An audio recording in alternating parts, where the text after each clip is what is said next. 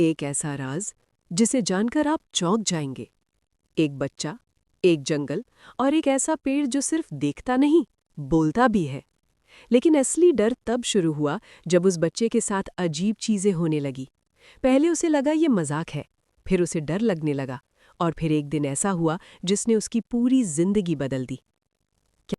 एक गांव में पिंटू नाम का 10 साल का एक बहुत ही प्यारा और हंसमुख लड़का रहता था। पिंटू सबका दोस्त था, लेकिन उसकी एक बुरी आदत थी। वो कभी सच नहीं बोलता था। अगर मम्मी पूछती, पिंटू, क्या तुमने दूध पिया? तब वो कहता है, हाँ मम्मी। अगर टीचर पूछती है, होमवर्क किया? जी मैम। एक दिन उसके दादाजी बोले, पिंटू, जो बच्चा झूठ बोलता है, लोग उस पर भरोसा करना छोड़ देते हैं। पिंटू हंसकर बोला, अरे दादाजी, छोटा सा झूठ बोलने से क्या होता है। एक दिन पिंटू जंगल के पास खेल रहा था। वहां उसे एक बहुत बड़ा और पुराना पेड़ दिखा। हेलो पिंटू। जैसे ही पिंटू उसके डर पास गया, पेड़ अरे! बोला, पेड़ कैसे बोल सकता है?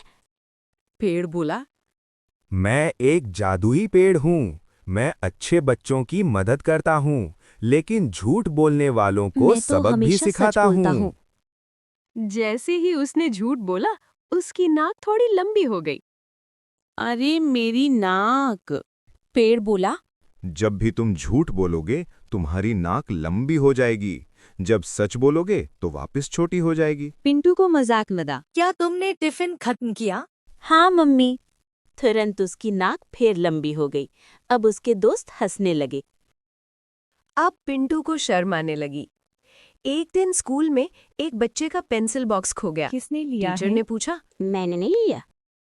तुरंत उसकी नाक फिर लंबी हो गई। अब उसके पिंटू दोस्त को शर्म हंसने आने लगे। लगी। अब उसे समझ आया कि झूठ बोलने से वो खुद मुसीबत में फंस रहा है। एक दिन उसकी मम्मी गिर गईं। पिंटू ने देखा, लेकिन डर के मारे छुप गया, क्योंकि उसने पहले भी कई बार झूठ बोला था। इस बार मैं सच बोल रहा हूँ, प्लीज भरोसा करो। उसकी नाक छोटी होने लगी। अब सबको विश्वास हो गया और सब मम्मी की मदद के लिए दौड़े। उस दिन के बाद पिंटू ने फैसला किया, अब मैं कभी झूठ नहीं बोलूंगा। वो रोज सच बोलने लगा। धीरे धीरे अब उसकी तुम नाक सच में बिल्कुल अच्छे बच्चे नॉर्मल बन गए हो हो। गई। अब कुछ मुझे दिन समझ बाद आ गया, वो फिर उस झूठ से जादुई पेड़ के परेशानी पास मिलती गया। है, पेड़ सच से बोला, भरोसा।